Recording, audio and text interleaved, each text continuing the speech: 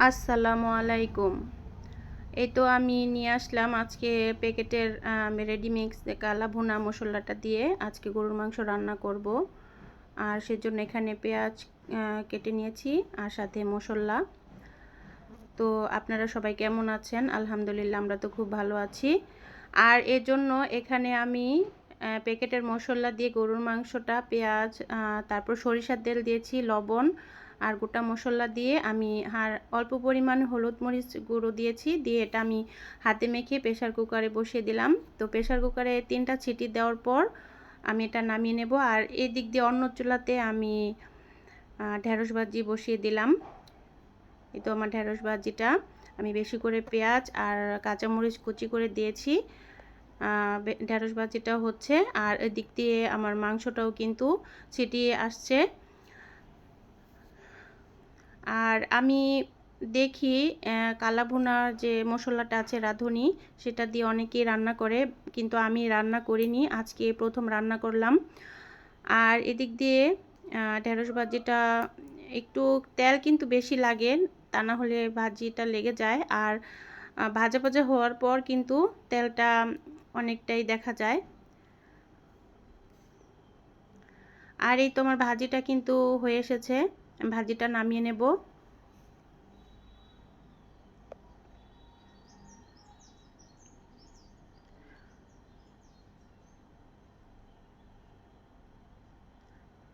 আর এভাবে ঢেঁড়স ভাজি করলে কিন্তু খেতে ভালো লাগে।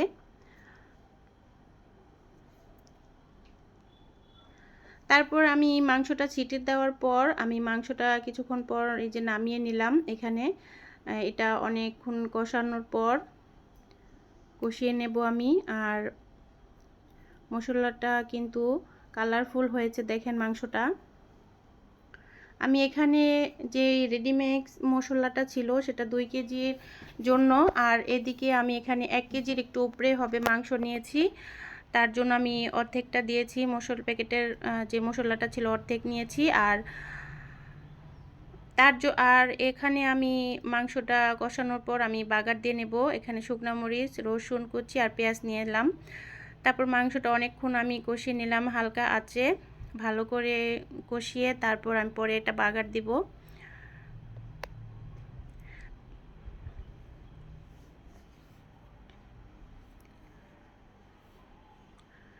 আর এই মাংসটা রান্নার যে কি একটা ফ্লেভারফুল হয়েছে, আমি এই প্রথম রান্না করলাম। তো আপনারা সবাই এভাবে ট্রাই করে রান্না করতে পারেন, দেখতে পারেন, খেতে কিন্তু ভিন্ন টাইপের স্বাদ। তারপরে যে আমি এখানে 5টা শুকনো মরিচ, রসুন কুচি আর পেঁয়াজ দিয়ে, পেঁয়াজটা আমি একটু বেশি নিয়েছি, এটা আমি বাদামি কালার করে তারপরে বাগার দিয়ে নেব মাংসটা।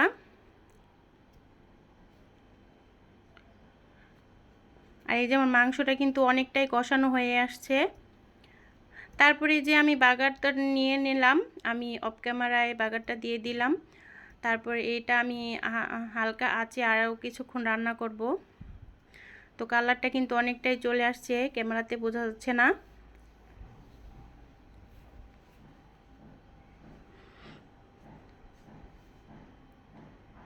আর গরুর মাংসটা কিন্তু টাটকা নিলে একটু বেশি ভালো হয়, আমার এটা টাটকা ছিল না। তারপরে এই তো আমার এই যে গরুর মাংসের কালা ভুনা, ঢেঁড়স ভাজি আর শসা আর দুপুরের খাবার। তো আলহামদুলিল্লাহ। তো আমার ভিডিওটা সবার কাছে কেমন লাগলো, প্লিজ ভাইয়ার আপুরা একটা লাইক করে পাশেই থাকবেন। আর এই খাবারটা কিন্তু অসম্ভব মজা হয়েছিল। তো সবাই ভালো থাকবেন। আল্লাহ।